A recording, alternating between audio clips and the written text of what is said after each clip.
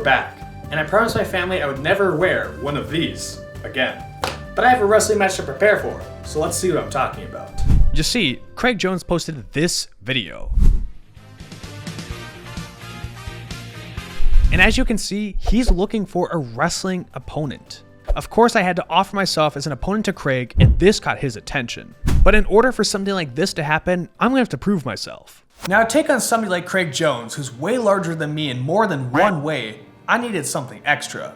I've been doing a bunch of protein, followed by more protein, and some Brazilian supplements for every day that ends in Y. In addition to all of that, I've been doing an insane amount of weightlifting to add weight to my body. Now, other than just bulking from 150 to over 200 pounds and feeling like I'm dying every time I go up a flight of stairs, I'm actually gonna have to do some wrestling. In order to be a good opponent for Craig, I challenged a wrestling conference champion in Minnesota, and let's see how I do.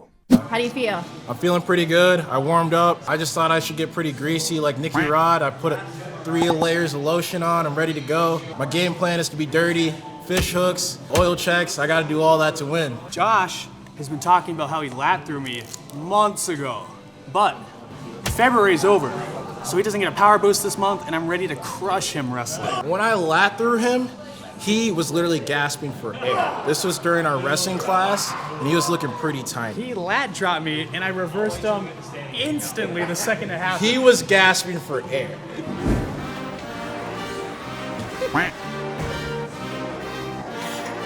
The highly coveted and definitely not amateur wrestling match is here, and I'm ready to pulverize Josh. Josh is throwing some hands to keep my big weight off of him, but I shoot in on a single, lift him up in the air, and we got to see a great display of Josh's takedown defense. Just like in jiu-jitsu, the main goal to keep somebody down is to constantly pull their posts away. But because I can't go for any chokes, it's way more important than controlling his lower body instead of threatening his neck. My guillotine brain activates and I do 2 pump fakes pretending I'm gonna choke him, but then the Black Beast follows Derek Luce's advice by standing up, except for I'm the heavyweight in this scenario. Even when he runs to the cage and I trip over my own feet, I'm still able to keep him pinned against the wall, then I can go for a huge lift, bring him to the center of the octagon, and dump him on his back. In the event that someone's lifting you this high, don't post like Josh. This is a great way to break your shoulder. I'm expecting a lot more out of a conference champion like Josh, but he's doing a good job continuously trying to push onto his stomach, even though I have the clear weight advantage. Now, the nice bonus about wrestling is that I don't have to worry about any attacks from bottom. All I have to do is focus on keeping his hips pinned to the mat and constantly attack him by pulling his weight out from underneath him and trying to flatten him to his stomach. But here's the opposite side of it. Josh doesn't have to worry about me choking him, so I have no idea why he's hand fighting like he's caught in a straitjacket and he's letting me control him without any effort on my part. But before we can call him a smooth brain, he adds some wrinkles to it by going to the fence knowing that I'm a bad cage wrestler. I try to hang on to those wily hips, but he's pushing them away, so I have to switch off to the double, and I bring him back to Tyler Airlines as I toss him down to the mat. To relate this a little bit to jiu-jitsu, instead of making it look like Turkish bathhouse wrestling, I throw in 1 hook and I start looking for the power half. My goal, after all, is to bring both his shoulders to the mat so I can officially pin him, but right now, I'm only getting near fall points as I use this half Nelson with my legs tied in. But you gotta keep moving. Move. It's about right here you're probably wondering, what the hell is Josh doing? Well, here's some info for you. Josh is more than just a wrestler. He's also a cocky wipeout who thinks he's the master at knee bars. So I told him beforehand he could go for them on me, and here's the self-proclaimed master. So it turns out a half-naked dude in his singlet will still beat a wipeout even though he's not using any jiu-jitsu. To wrap this first round up, I'm going to throw my second hook in so I can switch sides while keeping the half Nelson, take out one of my hooks, give him a little oil check of my own, drive his hips forward, and then I'm going to make his shoulders touch the mat and force a pin on Josh. It's been pretty light work for me so far, but Josh claims to be that guy even though he's looking like that child. But he finds his own timing to attack me, and this is what that looks like. So even though that was a pretty bad shot, his one saving grace is to grab onto the fence and start standing once again, until I bring him back to the airlines, and he's safe because it's the end of the round. Time.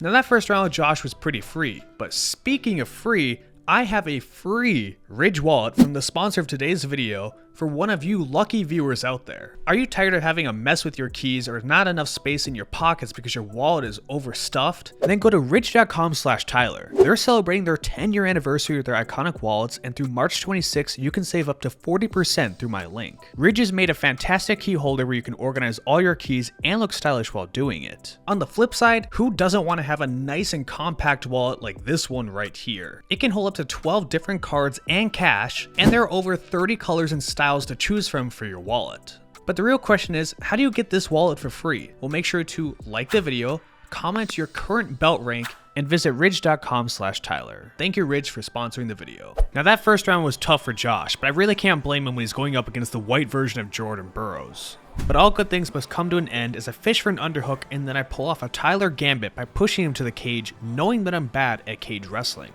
Josh turns into Usain Bolt by entering a strong track stance to make his hips wider. I get lower to the ground to try and pull his foot out, but his right underhook is proving to be a problem. Then I blunder as Josh is able to use the quarter Nelson to get on top and front head. I have a quick counter by going for a peek out, but I get too greedy by trying to grab onto his head and he stays on top of me. Now you think I'd be in a pretty bad spot, but Josh isn't doing a good job keeping my weight down. Knee wrestling is completely useless unless you're in a different type of profession, so I stand up and I free myself from his grip and then shove him back to the cage. But to save everybody's sanity so you don't watch a bunch of wall wrestling, Josh eventually turns out, shoots his own shot on me, shoves me to the cage, and I hit him with the world's worst ducking double, but somehow it worked because he was leaning too far forward. It's times like this where guys like Josh will remember the one time they took you down, meanwhile they're constantly leaving openings for you to grab a half Nelson on them, shove them to the cage, and pin them with their feet dangling in the air like a child. To add to Josh's misery, I hit him with a beautiful fake pick to the far leg, causing him to kick back, and this allowed me to go for a single in the near side leg. Then to finish the stylish takedown, I hit him with the wheelbarrow to pull him away from the cage and take his back. Never let another man emasculate you by carrying you by your ankles. Well, you just got beat. I didn't get beat. He didn't pin me. When did he pin me? How many times now? Twice. No. Yeah.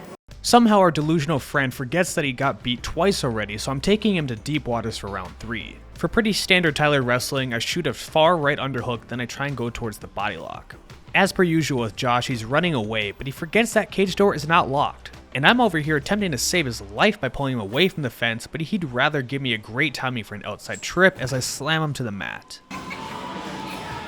It's at this point we can see that Josh is done. Come on, Josh. Move, move, move. Go. Move. Come on, Josh. Gotta go. Move, move. Let's go. Despite Josh's best efforts and his long history of wrestling, I bring this old bull out to the pasture and I let him know it's his time to go. I shove him into full mount, get another easy pin over Josh, and I think we can see who the real winner is. Oh, and Josh, if you think I forgot about this knee bar attempt, I didn't, and neither will anybody else.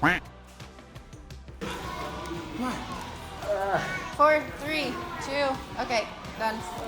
So how do you feel? I just came off the couch. I've been chilling with my girl recently. He caught me on a bad time. He needs to wait until I get my cardio right.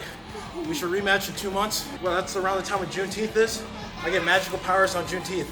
Easy work, just a warm up. Craig Jones, you're next.